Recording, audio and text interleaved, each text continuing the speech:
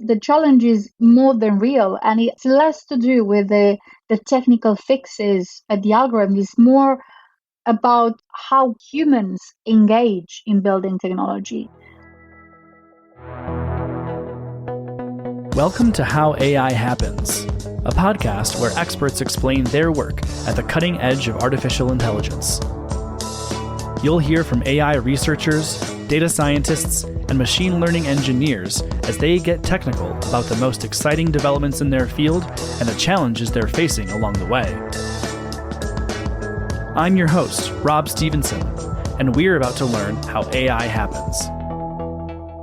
Here with me today on How AI Happens is Tech UK's Chair of Data Analytics and AI Leadership, as well as an advisory board member for the All-Party Parliamentary Group on Artificial Intelligence, and the Responsible AI and AI for Good lead at PwC UK, Maria Luciana Axente. Maria, welcome to the podcast. How are you today? I'm good. Thank you very much for having me, Rob. Greetings from London. Yeah, a boiling hot London, it would seem, too. Are you managing to stay cool? Yes, I escaped the seaside, and sometimes I forgot that we are actually on an island and we have access to the beach, close access to the beach. So yes, I was on the beach for a few days, so I didn't feel the heat. So by the time I came back in London, the weather was much cooler, and now we're back to the usual grey sky, 23 degrees temperatures type of English summer, which we all like so much. Yeah, of course. Well, great. Glad to hear you were able to beat the heat a little bit, and loads to talk to you about, Maria. First of all, though, you have so many different roles, really. You are sort of involving yourself in a handful of different AI organizations. So could I hear it from you? Just how would you characterize your roles across these organizations, and what is it you're most focused on right now? Let me start with how did I get here in the first place? Because describing a bit of my journey will make sense why I feel I have a responsibility to use my voice into driving higher awareness and engagement when it comes to ethical technology, not just AI. So I'm Romanian, so I was born and raised in Transylvania. And no, I'm not a vampire. As you can see, I'm in daylight and I'm not catching fire. And when I was about 14, I decided that I would like to be a flight jet pilot. And I was utterly fascinated with planes, but at the time, like it was in the mid-90s in Romania, girls were forbidden to pursue this career. Thence, I was so annoyed, and rather than stay in fight, I decided, what's the other thing, the most outrageous thing I can do? Hence, I went and studied computer science. So very early on in my life, I learn how to code and how the internet works and various elements of the digital world come together, only to understand later in life that was something, a long-standing friendship that was forming. I didn't understand at the time how useful it will be for me to study computer science so early on, but as I progressed in my career and I had job after job, interacting with technology, either building it or implementing it or educating around it, was the theme of my career. And parallel with that, I decided that obviously I am well suited to the business world. So besides studying business in Bucharest, I venture myself in the world of setting up businesses, transforming businesses, setting up my own consultancy, all sorts of types of ventures. But in all this myriad of different jobs, working with music producers and with TV and actors, but also retailers and non-for-profit, there were two elements that were constantly always there. One is my interaction with technology, and secondly, my quest for meaning.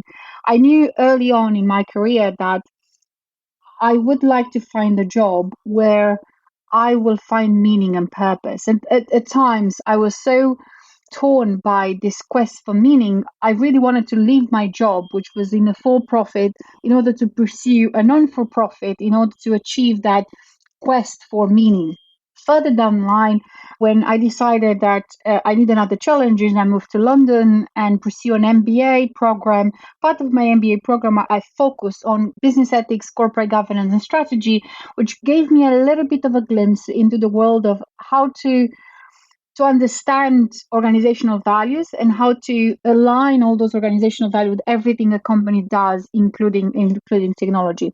And then I joined a technology consultancy, which step by step led me to a point where the big question was like, how do we build and use technology responsibly?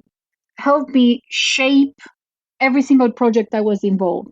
And it just happened. It wasn't my main job. It was on the sideline. It was a question that I always had with my clients, for my clients.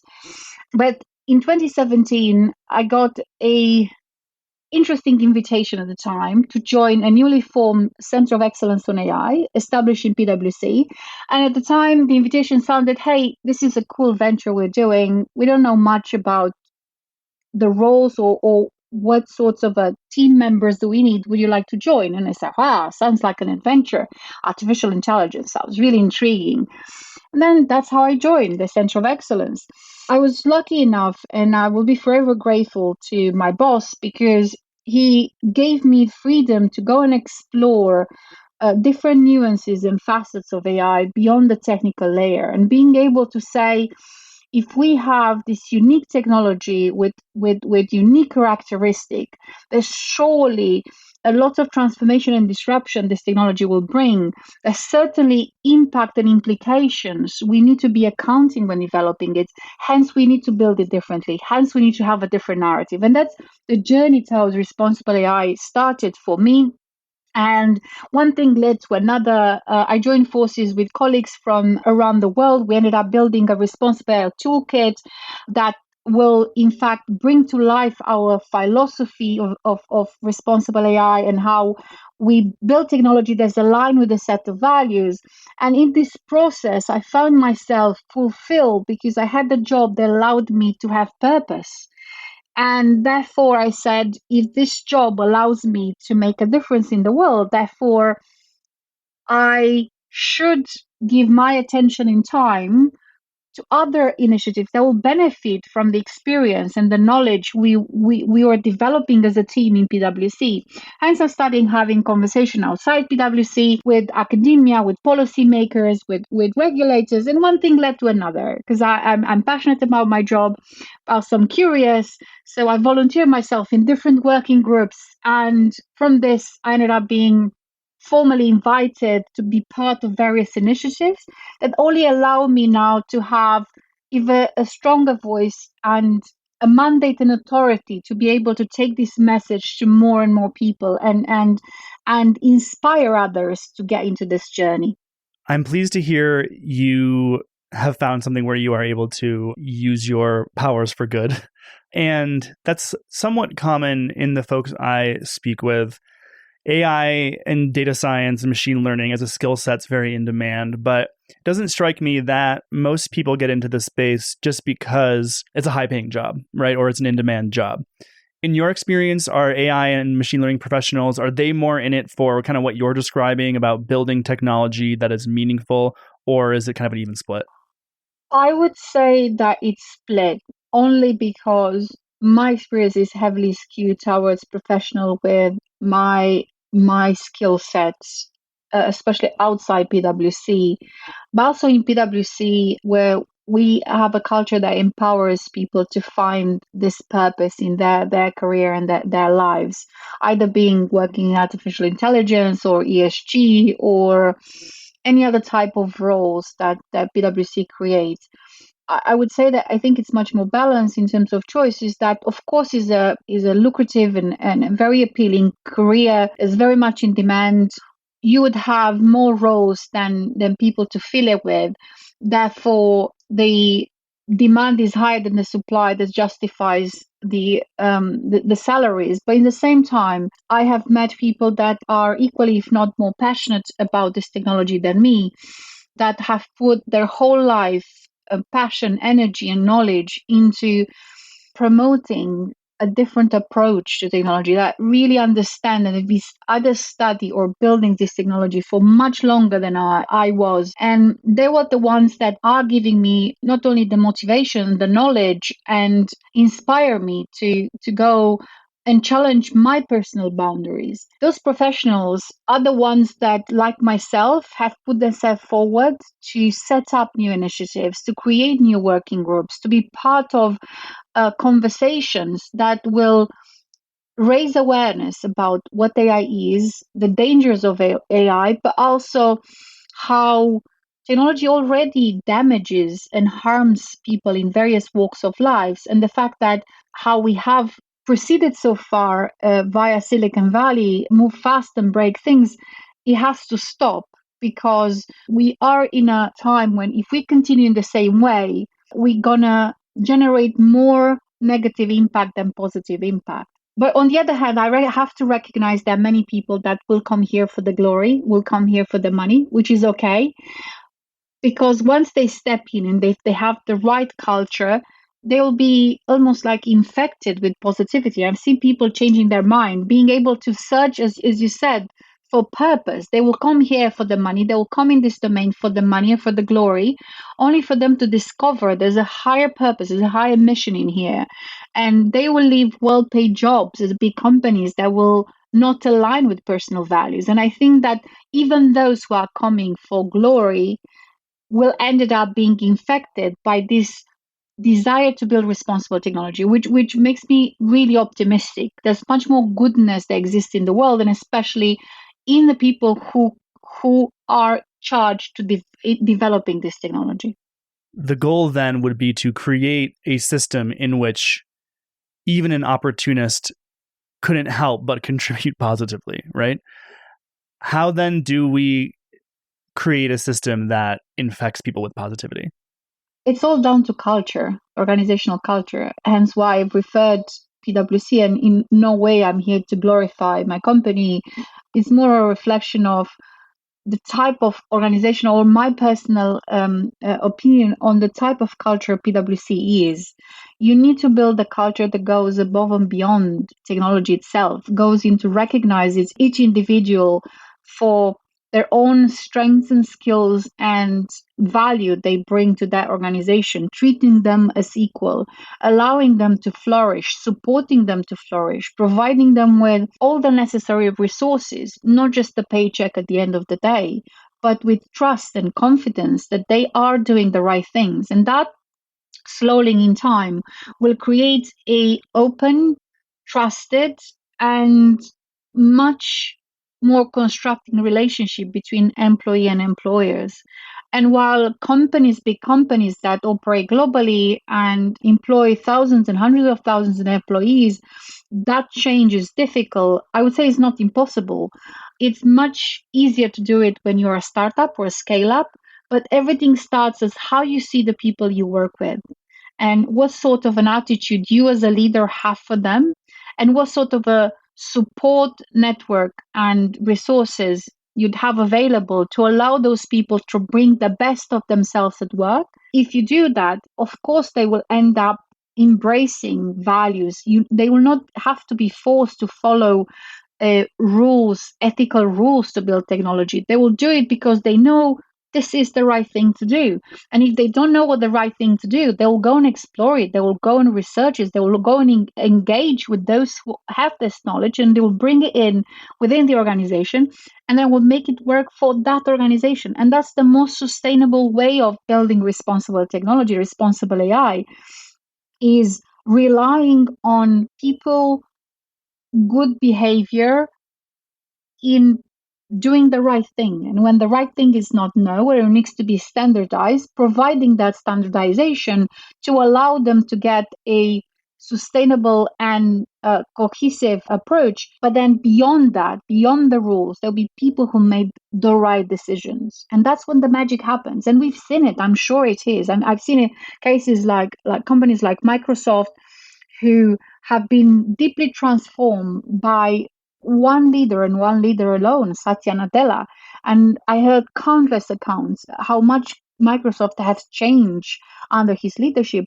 But also we see this the goodness that exists in the organization through the perspective of the products. And there are a few companies that come to mind. Yoti, which is a company based in here, UK, that performs age verification type of products, and a few others. There are many companies out there, they were able to build cultures regardless of the size, starting with Microsoft and going all the way down to smaller companies like Yoti or Hugging Face or DuckDuckGo, that will demonstrate how good their culture is through the products and services they offer. And that's the best indication you have an organization that is very much focused and driven by values and missions. When the products and services speak for themselves, you don't need to demonstrate anything. You don't need to put any statements. The way the products is being used and the impact it has on its user base and stakeholders speaks volumes. On the opposite side, you'll have many companies that will deploy a ton of comms in an attempt to demonstrate they actually have ethical products and services. And I will let our listener to decide how efficient this approach is. How efficient or how reliable and honest too, right? Related, I think here is the responsible AI toolkit you mentioned earlier, because when we talk about how do we standardize a process to ensure that technology is built somewhat with a sense of guardrails, right? You mentioned that it comes from a sense of technology is built with values in mind. Can we maybe start with what those values are, and then we can drill down into what else the responsible AI toolkit prescribes? Values are contextual driven. So each organization will have their own set of values. When I say organization, I mean both those who build AI and those who use AI. So it becomes paramount for those values being honesty and integrity and beneficence, for example, one of my clients' top value, or care and sustainability or inclusion. At the end of the day, it's important that each organization recognizes that those values need to be translated into everything they do, including the processes around build and use of AI and how they build and use AI. The way they select data, the way they build the algorithm, the decisions are being made step by step in that process. They need to be aligned with those values. And this is much, much easier to say than done because it requires a different approach and a different decision and action process that is continuous. Hence, going back to what I said earlier about fostering a ethical behavior rather than relying heavily on rules, because this allows us to not to be paralyzed by inaction. So it's like, what do we do now that we have this decision? So now that we've choose a fairness metrics, what do we do next? What do we apply it? It will become BAU, become business as usual if you use a combination between rules at first until people get the confidence they are abiding to some high level ethical rules, but in the same times give them the confidence that on long term they will be able to make those decisions. So that's at the core of responsible AI, is being able to take a set of values is unique for every single context where AI is being used and being able to translate them in design and governance requirements. And that's, as I said, it's as a logic is pretty simple. It's a bit more difficult to put in practice because what it means is that once you understand what your values are, then you have to map it to the key ethical principles that in fact those key ethical principles allows those involved in the world of AI to understand what is bad, what is good and what is bad when it's come to building and using AI. And it was 8 years ago when a group of philosophers, computer scientists, and AI practitioners have come together to define the first few rules or ethical principles of AI. And those ethical principles allow anyone who's involved in the process to say, if I have a value of trustworthiness, I will then be able to translate that, take it, and translate into more detailed instructions that will allow me to translate that into practice. And that's how the ethical principles are being used. They act as a translation between high level abstract values into instruction that translated even further, can be used by engineers, can be used by data scientists or compliance people to be able to understand how to best design that solution to be aligned with a specific value. And that's what we've tried to do with responsible AI, to say, recognize that while each organization have a specific set of values, secondly, they are a universal set of ethical principles. And we've done a research scan 200 different ethical documents about the ethics of AI, data, technology, robotics, computer science, engineering, so have you, and identified 155 ethical principles. When we analyze, we aggregate them in 9 principles.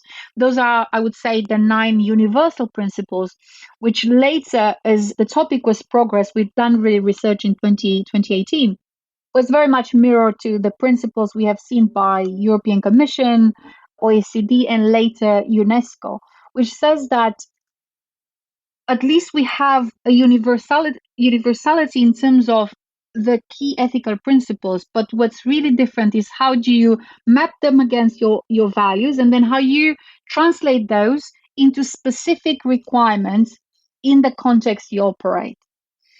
And what else it comes with that? It's a set of extra activities that need to be put in place in order to say, oh, I need to govern this process differently. I need to have new experts with new responsibility, like ethicists, or engage with different type of scientists, human or social scientists, based on the type of the use case. I need to bring my legal thing part of this, because yes, we don't have clear legal requirements, but there might be legal provision in other laws that will more likely impact that solution.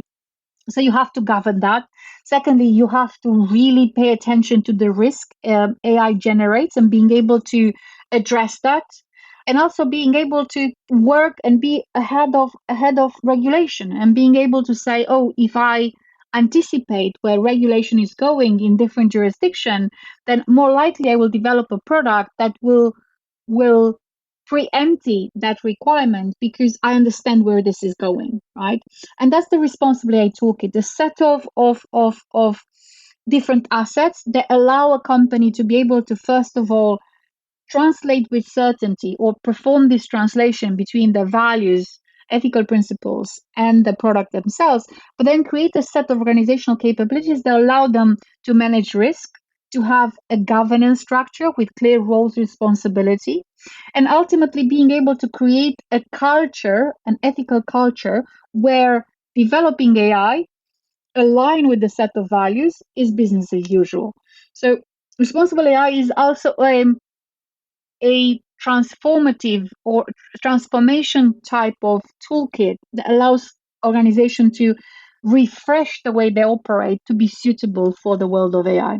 On top of that, yes, of course, we have a couple of other assets that we're looking to testing, more of in a assurance type of auditing AI solutions that we've seen others doing so. But overall, will be a set of Lego bricks that will allow companies to update the way they operate with AI for AI, so that they will not be caught by surprise and they are able to manage both the benefits and risks. As you say, the specifics of turning principles into development activity are going to be different for every organization, depending on, like you say, their own organizational culture and their product and the risk associated with it. What questions, though, can a practitioner ask, regardless of where they are, when they are beginning to develop certain technologies, when they are beginning to develop AI, for example, to ensure that they operate within some of these universal ethics? Depends very much on what sort of a organizational rule exists already. I think most of the companies, at least from what we observe, already started asking those ethical questions in one form or another, either relying on those principles that have been drafted by likes of OECD or UNESCO, or using various toolkits. The toolkits in a way are just a set of questions that a engineer or technologist can ask in a certain context, and those are freely available, and they're very good prompts. They will start asking questions.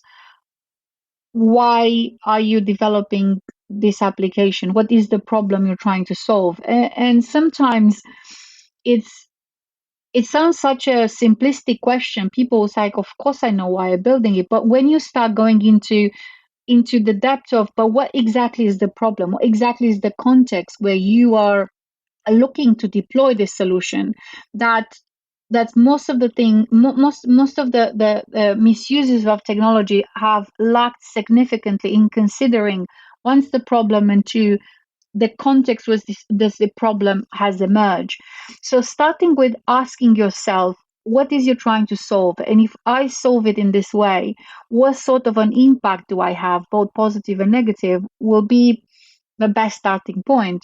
And then we'll go further down, and the next question will be, is this solution uses personal data? Because if it uses personal data, you would need to ask many more questions about who's missing or who's not represented in the data, besides the usual questions, who are all the stakeholders that are involved in the process. If the application doesn't use personal data, it's a little bit easier, because you wouldn't have to go on the path of inquiring the impact on privacy or fairness of beneficiaries, but there will be other considerations around safety of that solution, the robustness, transparency, how that particular solution comes to be part of a wider process that in the end a business and operational process is formed of machines and humans working together. So ultimately you still have a human impact, but in a different manner. So I will start with this question: what's the problem I'm trying to solve? What's the impact more likely we're gonna have by building this solution in this way?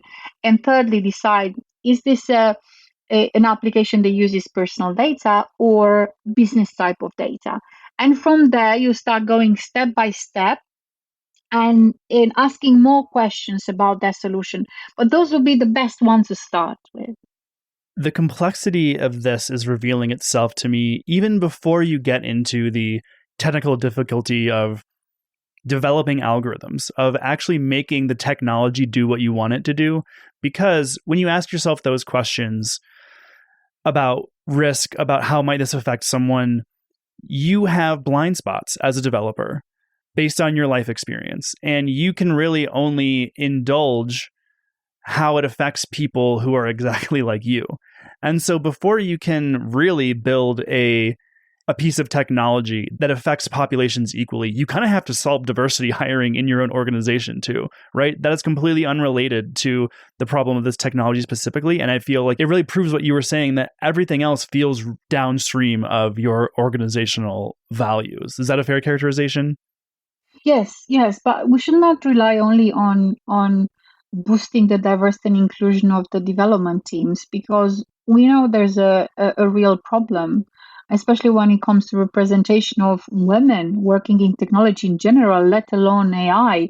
I would say that we don't have time to wait. We need to have alternative solution to the diversity and inclusion, or the lack of inclusivity that has been displayed by so many applications that we have seen in the public domain. God only knows how many others exist out there. We have not been discovered because we didn't have activists or forensic specialists that will go there and explore how specific applications will discriminate. I would say that each organization, besides aiming to have a diversity and inclusion agenda that goes above and beyond the technical team and goes into the depth of, how do I create a culture of inclusivity? So it's going back to what we said about the overall values that will allow people from different backgrounds to have a voice. What's the point of hiring women if women are silenced when they are part of the development team? What's the point of hiring any other type of minorities if they are there just to represent a number? You have to be able to create a culture of a dialogue where every opinion is being listened, and it's not being listened, but it's being considered. And that's not that easy. It's easier to hire people from diverse background. It's more difficult to be able to hear different perspectives, being able to analyze them, and from there extract and make decisions. Making decisions is probably one of the most difficult element around AI, because suddenly you see this decision making being required to be made much more collaboratively than it was done before, not just in terms of having evidence or different perspective, but allowing people to veto in some cases some of the decision that leadership might make, and that might end up clashing with the business imperatives, with the business objective of that organization. So therefore, how do you manage all this process where you allow people to speak from diverse backgrounds, allow them to voice their opinion, to make a distinction in between those personal opinions and the opinions that will seek to represent those who are unrepresented at the table, and then being able to make a decision that is both timely and effective. And I think this timely and effectiveness, it's a big gamble, right? I think you also have to have the courage to go, and at some point we have to go with someone's decision on this, and then we'll have to adapt, or we'll have to test and see if that our decision is the correct course of actions, or it will require further adjustments as we go along, knowing the AI trait of continuously adapting and drifting. So yes, the challenge is more than real, and it's less to do with the technical fixes at the algorithm. It's more about how humans engage in building technology. What sort of opinions are being considered, what sort of a decision are being made, and how the decision are being made, and then what sort of an approach you use long term, not just a one-off. AI is a live tool that operates 24/7. Once it's in production, you would need a way to monitor, you would need a way of redressing various drifts. Therefore, how do you create an environment where you not only engage with those people a one-off at the beginning, but you understand what matters for different groups that will be impacted by your AI solution, and being able to continuously represent their interest as you go along. I think that's more or less what I'm trying to say, although it sounds a little bit clunky and messy. AI doesn't have a technical problem. AI has a human problem.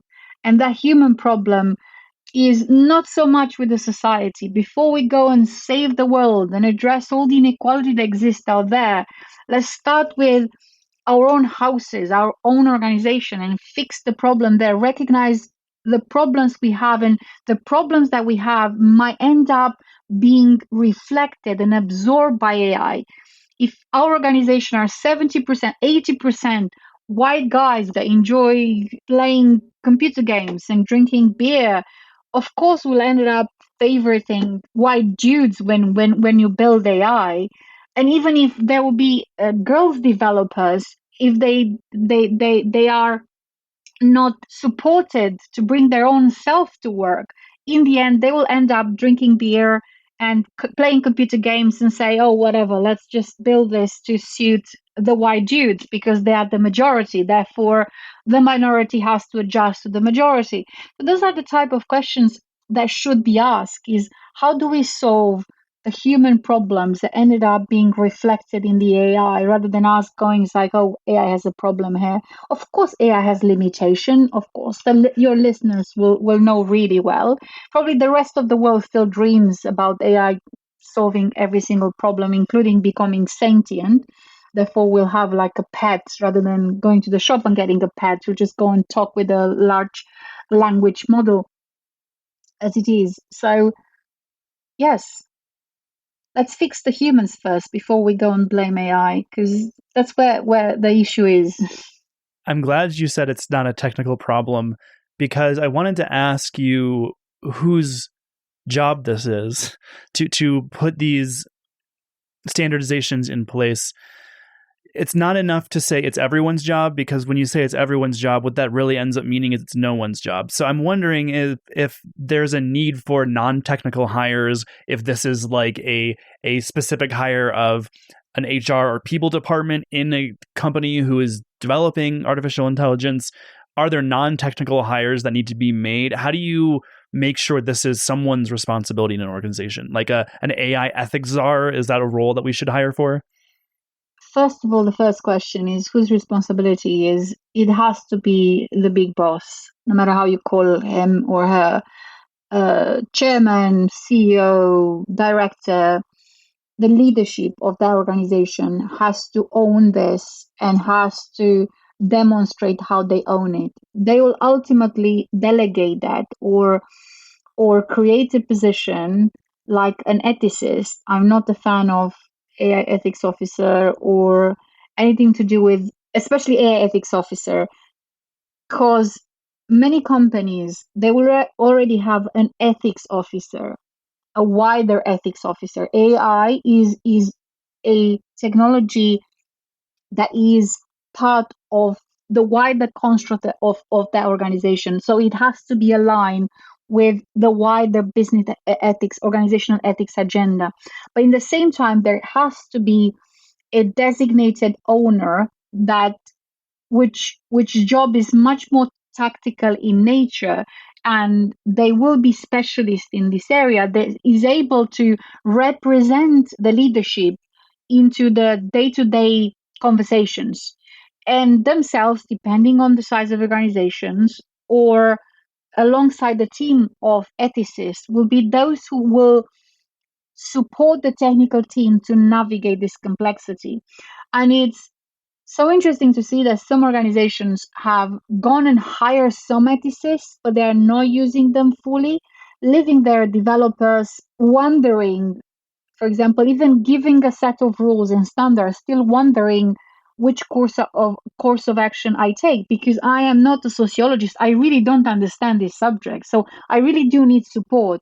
I think it's really interesting to see this dynamic being played out, especially tech companies, and how much value is being given to ethicists who have the ultimate knowledge and responsibility to drive, to guide technical teams in finding answers to those questions. So, yes, leadership, really important. They need to own it, they need to show they own it. And when I say leadership, it's not just CEO, their leadership could be product directors, for example, especially big companies.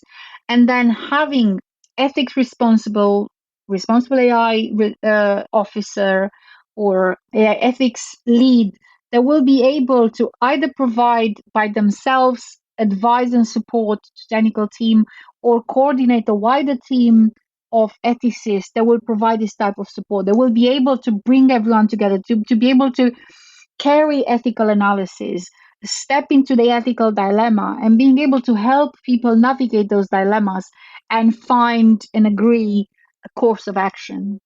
Maria, there's loads of work ahead of us, it sounds like, but I think after this episode, our listeners at least have a starting point. I will absolutely link to the Responsible AI Toolkit, and maybe even you mentioned the 9 universal ethics. I think that's some important reading for folks. I'll try to find something that outlines that as well so that people can read a little deeper. Is there anything you want to plug here at the end of the episode before we wind down? I'm optimistic about the speed of change when it comes to considering value alignment for AI. And that's mainly because, as I said at the beginning of the episode, when you create a culture or an instance where you have you give people the right resources to explore, but in the same time to bring their best to work, they will understand, because they are building this technology, both the benefits and the risk, and they will slowly come on this side of the story. And even if they were not educated, because we know ethics was an optional in many curriculums, computer science curriculums, they will ended up embracing it because they know that that's what the company wants, but also they have what it takes to build technology in that way. And I wish that in few years I will be literally out of job and we will not use the responsible AI term, because all AI that we're building is going to be responsible. Therefore, my expertise and the needs might not be needed. then I'll need to find another job, which might be a bit of a problem. So you heard it here, folks. Let's create a world where Maria is unemployed. This has been a fantastic conversation. I've loved learning from you, Maria. Thank you so much for being on the podcast and sharing your expertise with me today. Thank you for having me.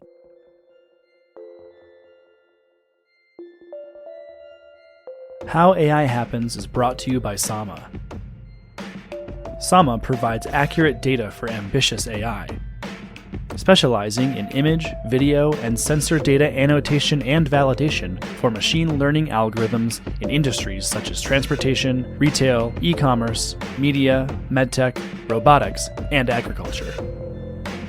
For more information, head to sama.com.